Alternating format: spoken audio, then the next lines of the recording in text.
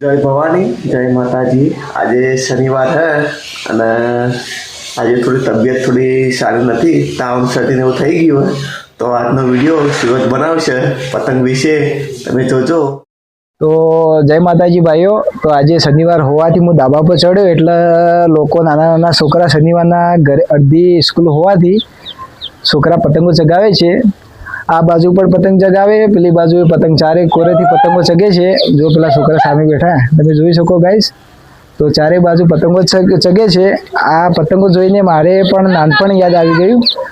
એ પતંગો ચગાવવાથી મારે પણ પતંગ ચગાવવાનું મન થઈ ગયો ગાઈસ। તો આપણે હવે ફિરકી પતંગ લેવા જઈશું ને છે ઘરે અને આપણે પતંગ ચગાવીશું ને છે। ગાલિંગ ખેંચવાના છીએ આજ તો ઉડે તો હા ને કે બાવળિયાના ઘા કાયદેસર ઉતરાયણ બોલે મેરી જાન।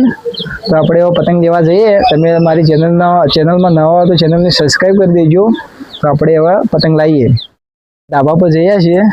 એક છોકરો પતંગ ચગાવો સામે, એને આપણે પૂછીએ તમને કયો તહેવાર ગમે, દિવાળી ગમે કે ઉત્તરાયણ ગમે? કે જે ભાઈ તને શું ગમે તહેવાર? જો પતંગ જ ચગાવો ભાઈ। તો પતંગો ચગે છે, તો વાતાવરણ ખૂબ માહોલ ગરમ છે આ બાજુ તો પતંગો જ પતંગો। તો પાછળ પેલા ધાબા ઉપર છોકરા એ પતંગ ચગે, પેલી બાજુ પર પતંગો ચગાવે। તો આ રે રોહિતભાઈ તમને શું ગમે કયો? આપણે તો ભાઈ ઉત્તરાયણ જ ગમે। ઉત્તરાયણ ગમે એમ? મજા આવે ઉત્તરાયણ દાડે? શું માહોલ શું હોય? માહોલ ગરમ હોય તો શું કે ભાઈ જો માહોલ ગરમ જ હોય। જો પેલા ઠંડો માહોલ એના કારણ કે હાકરિયા કરીને ચગાવે એટલે માહોલ ઠંડો જ હોય। नीचे गाली खेचे तो कपावानु, ऊपर मैंने ढील पावा तो कपावानु, कारण कि हाकरी बाप बाप होता है, बेटा बेटा होता है। तो भाई આપણે પતંગ જગાવી દીધી है।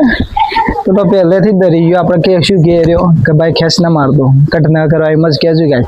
આપણું નોમ જોઈને લોકો પતંગ ઉતારી મારી, કટ કરવાનું જ ના પાડે, આપણે શું કરીએ હવે?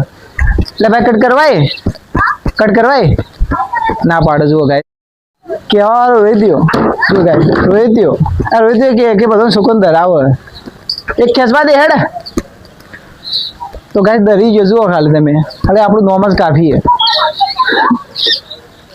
આપણે હવે ગાઈસ આગળ તો પતંગ ચકતી ને, હવે આપણે શું લાંબમાં વ્યૂ લંબાઈ ને શું મહત્વ? હેડ ભાઈ કટ કરી નો હેડ, છેલ્લા ને છે ગાલિંગ કેસું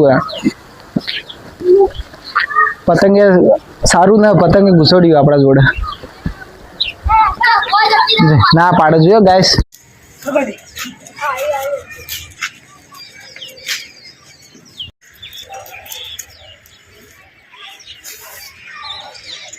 મારે શું લઈ જવાનું કરો ગાઈસ મેં તો ઉતારી માર્યો કે લાય